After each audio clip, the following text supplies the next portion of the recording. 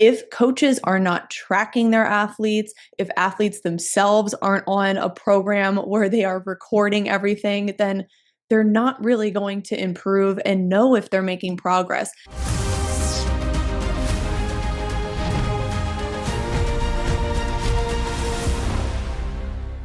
Hi, everyone. Welcome to another episode of the Strong Female Athlete Podcast. Today, I am going to dive into how I use the Team Builder app to track my athlete progress, write all of their programs, and make sure they're having a very customized and individualized experience. If coaches are not tracking their athletes, if athletes themselves aren't on a program where they are recording everything, then they're not really going to improve and know if they're making progress. So I'm going to dive into how I use this platform for my strength, speed, and conditioning programs and how it's really helped my athletes to level up and understand where they started and where they are now and how they've improved. So I'm going to give just a bird's eye view of Team Builder, who is my podcast sponsor. And I highly recommend you stick around to the end because I have a fun surprise for you and a sample program that you can sign up for and try at the end. So, for athlete speed and strength, we absolutely need tracking. It needs to be a non negotiable piece in improving performance. And let me tell you, when I first started my career in coaching, I had no software to put my workout programs on. And actually, and embarrassingly, I didn't program for my athletes. I was one of those strength coaches that just did those whiteboard workouts. I wrote the workout on a board 10 minutes before they showed up to the gym, and it was just random. There was no progression. It was just a jumble of exercises in circuit format where we weren't really training true strength. We weren't really training true speed. We were just bopping around from station to station and making it look like we were doing something, but we were getting nowhere at all. I'm embarrassed to admit that when I was in my first year of coaching, I did not write out proper strength and conditioning programs and I was not organized. But let me tell you that it's much better now and it's really helped me to help my athletes improve and to motivate them to see their improvements on the app. Because look, if we are not recording it or writing it down, we have no clue what is going on. So put simply, if you aren't tracking, you aren't improving. If you aren't writing how much weight you're lifting each week, you have no clue if you're ready to go up, if your body has adapted to that weight and you can move on. You have no idea. Or if you're not recording your speed times, you have no clue if you're actually improving speed. So maybe you feel faster, but how do you know if you're actually faster if we are not getting those times written down and we have a long data set to show for? So if you aren't tracking, you are not improving. So here's why I now use Team Builder. And honestly, you guys, I'm an OG user of Team Builder. I've been using it prior to COVID. I've been on this platform even before remote programs became a thing.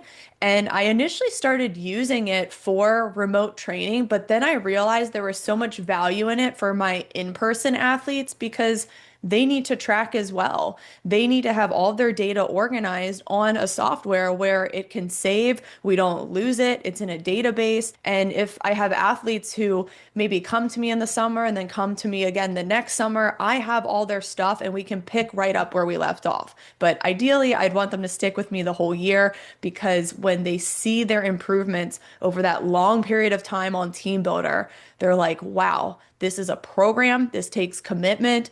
This is a long-term pursuit. Speed and strength are long-term pursuits. So it really motivates the athletes to stick with it and keep showing up to the workouts. So why I use Team Builder, there's absolutely no guesswork. Athletes shouldn't be walking into a gym and wondering, okay, what am I going to do today for my workout? I know a lot of athletes who work out by themselves at just like a local membership gym and they just put together a workout on the spot. But the problem with those random workouts is we're not really chasing a specific adaptation. We're just kind of throwing together random sets and reps. And I used to do that when I was a high school athlete. I just went to the gym and I'm like, okay, 3 sets of 15 on the squat. And I never really wrote it down and I never really switched it up the next week to actually progress and add more weight to the bar. That's why I like Team Builder for athletes is there's no guesswork. And I'm going to get into all these in detail here shortly. The other thing I like about Team Builder is there is tracking. So again, athletes can write everything down.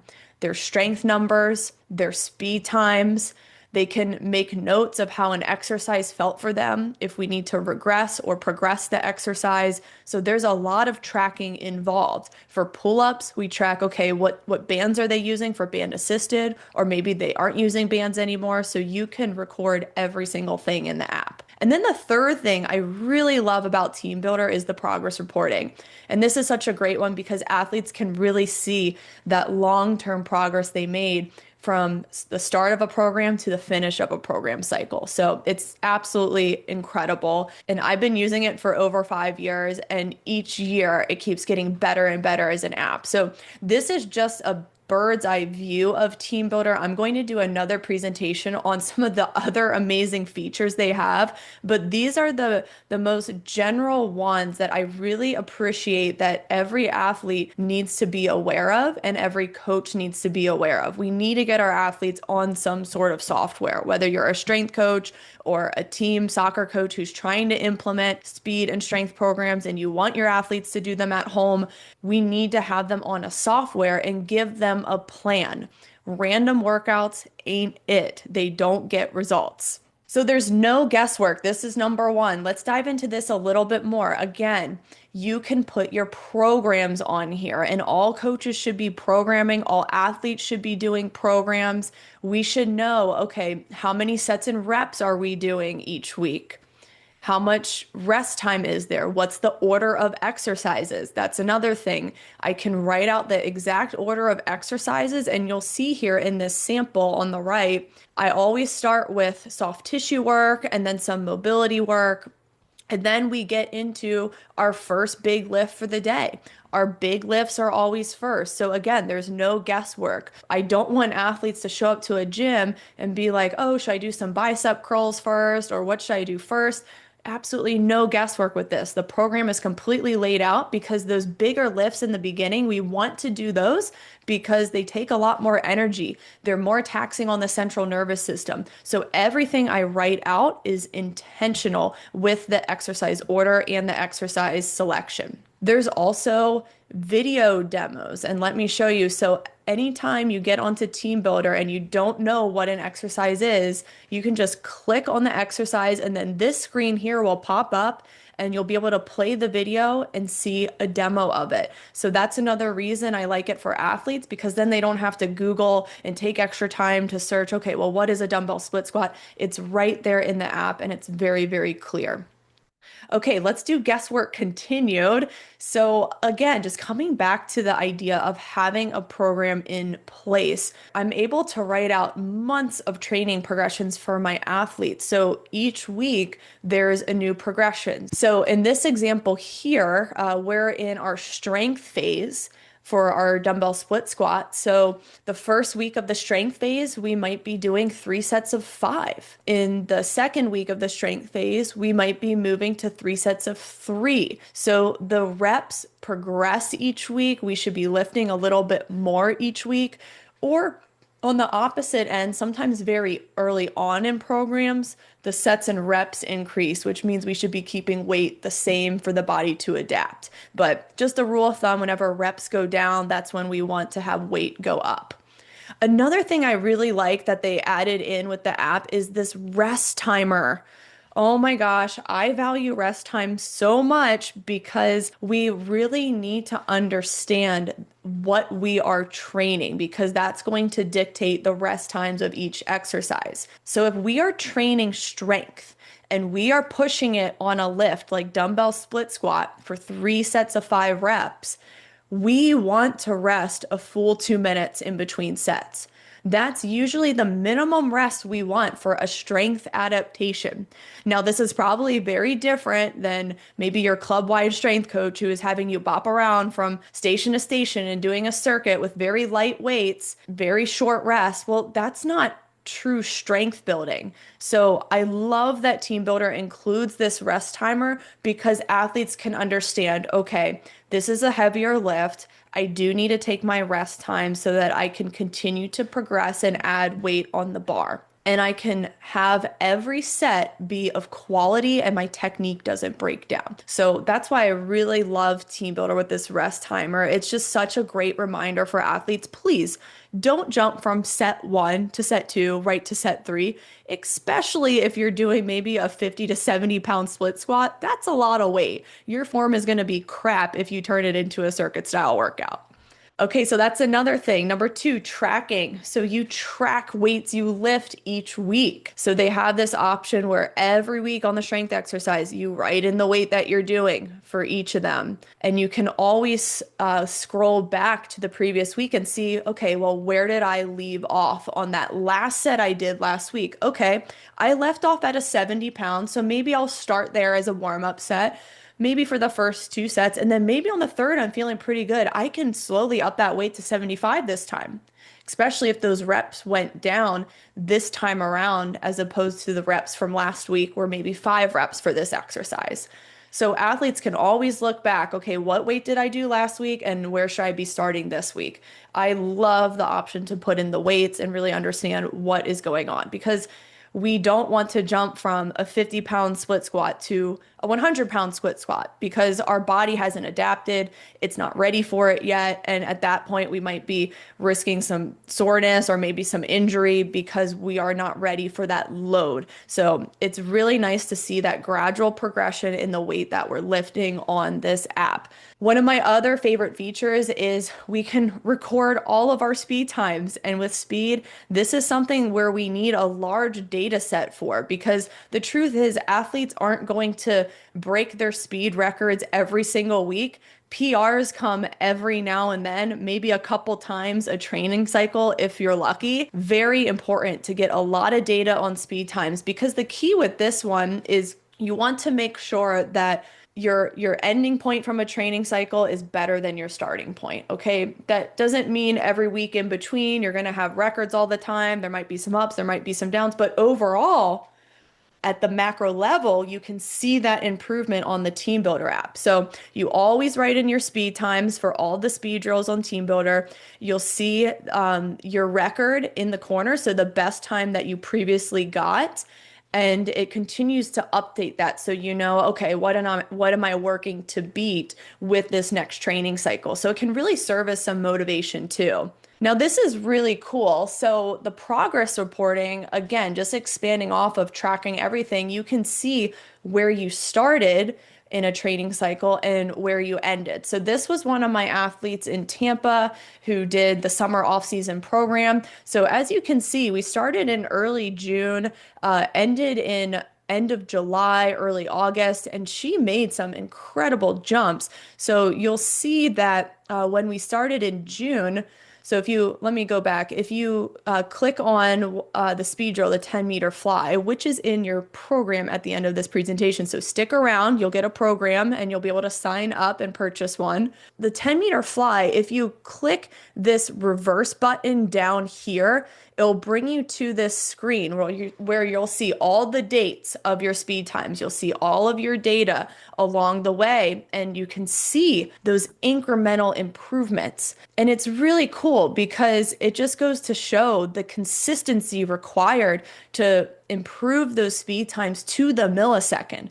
I always tell my girls, speed does not come overnight. You have to keep showing up. You have to keep doing your training year round and getting that stimulus, and you'll continue to see those improvements. So again, that's why I love showing them Team Builder and having them look back on these times. So as you can see, this girl, she started at a 1.38 second 10-meter fly, and you can see she made a few small improvements a couple weeks later, and then she had a big jump down here and improved to 1.32 seconds. So obviously the lower time, the better for speed drills, even to every millisecond, we want to count it.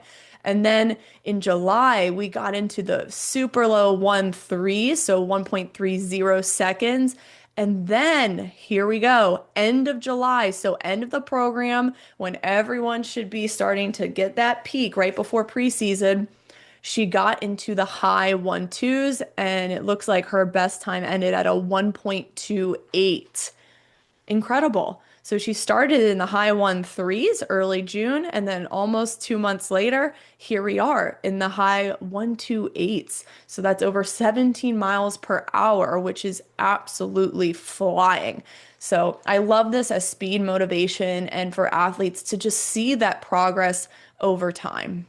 So we made it to the end. I hope that gives a really great overview of just some of the key features of Team Builder and why it's so important to have every single athlete, whether you're an individual athlete or a team, you need to have your athletes on a software for speed, strength, and conditioning. Otherwise, we have no clue what loads they're doing each week. We have no clue if they're improving or if the program is working. So we have to really make sure we are tracking everything. So if you want to purchase a general program for speed and strength, you can download the Team Builder training app. Use the link in the caption below to purchase. So this is part of the Team Builder sponsorship link. We are trying to make it a very general, affordable program for people who just want to get started on this. Here's what's inside. It's 2 months of programming and it is general. So it is a very starter speed and strength program with very general movements. So your goblet squats, band assisted pull-ups, very short speed workouts that athletes can do in season. And I will say that with the schedule that you get in there, the workouts are on days that might conflict with your practices. It's okay to do them on practice days, but if you want something more customized to your schedule, that is a separate option for my remote coaching. But I really recommend you try the starter program at first and really get used to tracking your weights. Really get used to progressing each week. So when reps go down, can you add more weight to the bar and really challenge yourself on that exercise? And when you're doing those bigger exercises, can you rest the full 2 minutes and get used to those longer rest times? Same with speed drills. Those rest times are anywhere from 3 to 5 minutes in between sprints. So can you do those rest times so that you're training true speed and explosive output? So definitely try the starter program. I think if someone is new to speed and strength and just needs a good program for their soccer season or even other field-based sports like lacrosse, even softball players, try this general speed and strength program to start. And then if you've enjoyed the platform, you've enjoyed tracking your workouts and seeing your progress, and you want to continue it, you can either one, recycle this general program and continue to do it again and really master it. Or if you want new workouts, you want more advanced progressions, you want more of that customization to your practice and game schedule, and whether you're in season or off season, that is more of my customized remote training that you can add on to this if that's something you want to do. But if you just want to recycle the other program and do it for maybe a few months, then give that a go. For those of you who do want the customized remote training, feel free to book a consultation. I'll leave the link in the caption below for the remote training consults, but be sure to check out the general speed and strength program, which is also linked below in the caption, and enjoy Team Builder's features. I think a lot of my athletes, the biggest thing they say about Team Builder is that it's so user friendly. It's very intuitive. It's an easy app to understand. There's no glitches or anything. It's very consistent. And Team Builder is just amazing. I've never had any problems with them in the 5+ years that I've been using them. Again, I've been an OG user of them. And look, there's a lot of platforms out there, but I just really like how straightforward Team Builder is. And it's very friendly for our youth athletes. I think it's really key for our youth athletes to start learning how to track. And another thing I'll say with that is a lot of college programs use Team Builder. So if you can get your athlete used to using the app, they're going to be so ready for college and plugging in their numbers with their strength coach in college. So a lot of college programs use Team Builder as well. So get them used to it, get them on it, and definitely try it out. I also use it for my own training. I'm doing a speed and strength program now for my next track meet. So I use it for my own training because I need to know if my sprint times are improving to the millisecond. I need to know if I'm truly progressing in my lifts and how heavy can I go in a very gradual, safe manner for my body to adapt. So, super important. And I really hope you guys enjoyed this presentation. And don't forget that if you aren't tracking, you aren't improving.